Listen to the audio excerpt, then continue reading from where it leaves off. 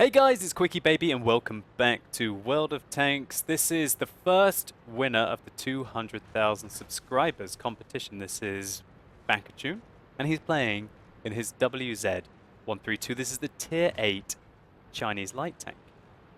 Bakachon has a very unique plan for this game. He absolutely despises the buildings. In a message that he attached, with this replay, he says that it's very important to take them out because, as we might see later on, no spoilers attached, they do allow the enemies to hide inside the cap circle, which is not very good, especially when you're in a stealthy tank such as the WZ-132, and you need to see your enemies while they can't see you. So this isn't the only interesting thing that Bakachon is going to do at the start of this game. He also has a very specific plan. He noticed that 2 of the enemy Tier 9 tanks are artillery.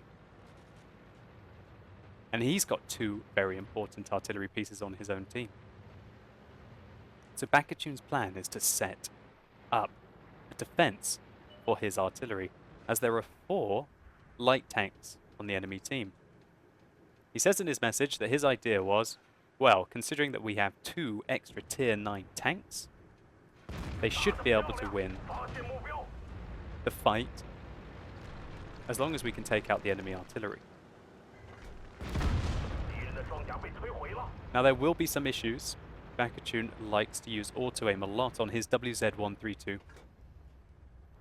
And that means that quite often the aiming reticule will not be over the center of the tank, but this is just an issue to do with the replays. So, Bakachon intercepts a T-37 who is trying to sneak his way in to try and get those very juicy artillery pieces out of the game. And next up, this time a Tier 8 French scout tank, an AMX 1390. This thing's got an auto-loader and will pick apart a WZ-132 if 1390 focuses on him. Bakachon auto-aims, keeps moving. This is very important to keep moving, especially when the artillery on the enemy team could be aiming at you. Rams 1390 a little bit, puts another one into him, takes 2 shots from the 1390, that 90mm autoloader giving him a lot of grief. But thankfully the Bulldog does a fantastic ram. Shout out to you as well, Busy Bone 1982, you certainly helped out Bakachon there. One of the main reasons why I liked this replay is just the plan. It's the plan that Bakachon chose to do this game. He really showed great awareness of the enemy's team list, of his team list, of what is likely to happen on this map.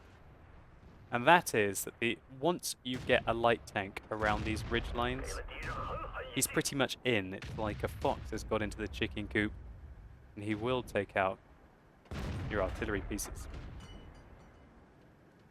So 3 light tanks are down on the enemy team. Type 62 is up on the hill. And this gives the WZ-132 an opportunity to assist with some long-range sniping. And it's not too bad in this kind of a role. Bakachon has chose to use the 100mm rather than the 85mm. And with 250 alpha damage and 189mm of penetration, it can do some serious punishment. That's a very nice roll indeed. 305, that is an amazing roll.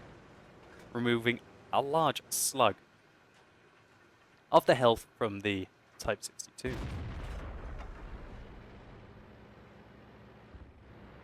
So a little bit of a lull in the gameplay now. The Type 62 has made it into the dip and will try to spot Bakachon and this Bulldog, who is still trying to defend the artillery. But oh my word, a T-44 has managed to sneak down completely unspotted and get into a forward position.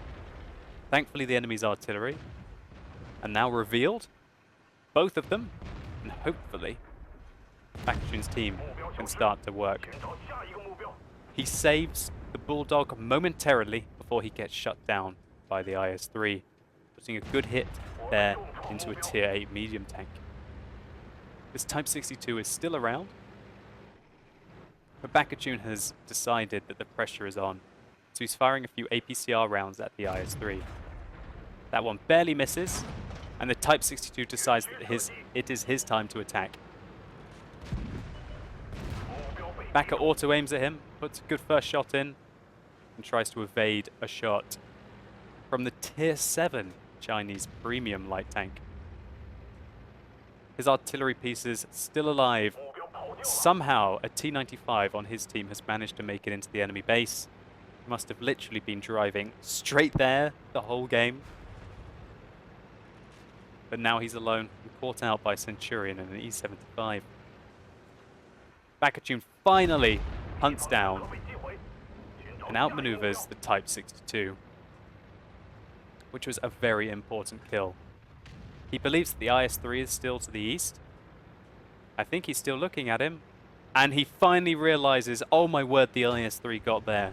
So there's a bit of a fail on the map awareness there to allow the IS-3 in to the artillery that he has been spending so long protecting this game.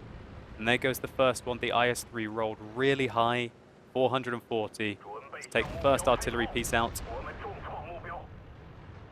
And now Bakachon is doing his best to try and distract this IS-3 from shooting the Tier 8 British SPG, the FV-207. In fact, he even tries to go in front of the IS-3's shell to distract the IS-3 from shooting the artillery, but he was having none of it. Nevertheless, even though the artillery died, he enabled Bakachon to finish off the IS-3. And Bakachon got very lucky there that he bounced the T-95 on the enemy team. That really should have been the death of him, but he's been given a second chance. And he's 1 versus 4. All 4 of the enemy team are Tier 9 tanks, and he was actually momentarily 1 versus 5 before he vanquished the Tier 8 Soviet heavy tank. So how's he going to deal with this situation? Well, he can't fight the T-95, who is on full health, and so he's going hunting the artillery.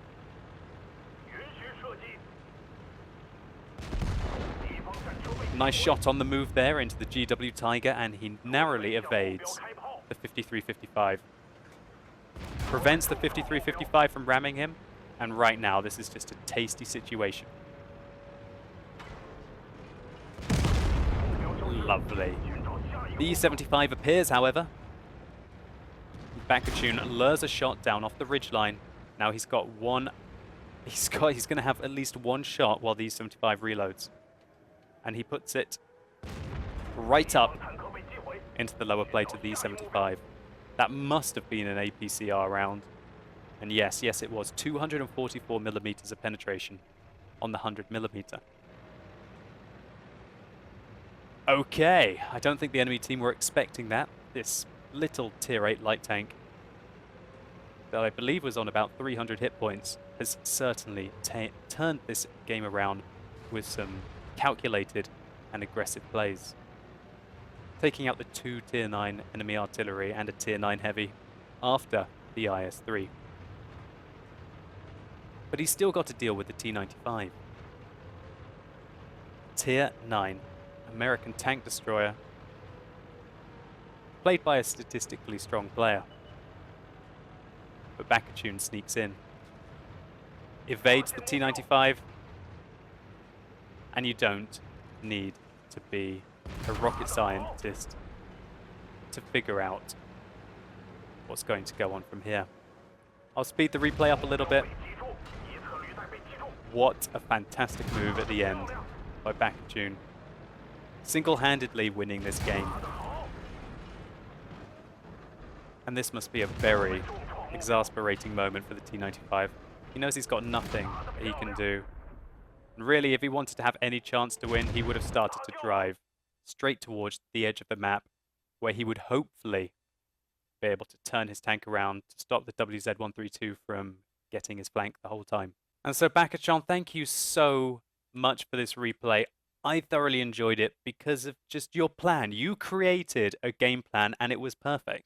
You analyzed the strengths and the weaknesses of both your team and the enemy team, prevented all of the light tanks from getting in and taking out your artillery, and even threw yourself in front of your artillery to be able to try and save them once you made a mistake and allowed the IS-3 in. Protecting artillery on Sacred Valley is a very, very important thing.